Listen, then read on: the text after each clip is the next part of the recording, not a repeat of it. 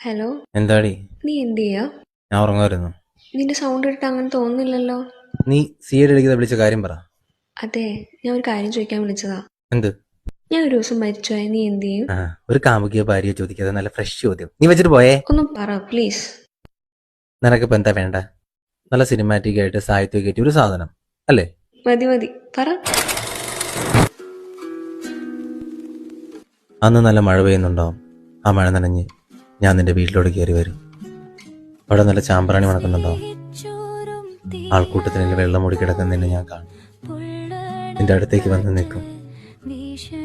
ആർക്കും കാണാത്തൊരു ചിരി നിന്റെ മുഖത്ത് ഞാൻ കാണും. തിരയില്ല. തിരഞ്ഞ ആളുകൾ ശ്രദ്ധിക്കും. ഞാനാരാ, നിന്റെ ആരാന്നൊക്കെ ചോദ്യം വരും. തിരിഞ്ഞടക്കുമ്പോൾ നിന്റെ ഉമ്മ എന്നെ നോക്കി നിൽപ്പുണ്ടാവും. മുറുകെ പിടിച്ചിരിക്കുന്ന എൻ്റെ കൈ നിനക്കുള്ള മഹറായിരുന്നെന്ന് പോലെ.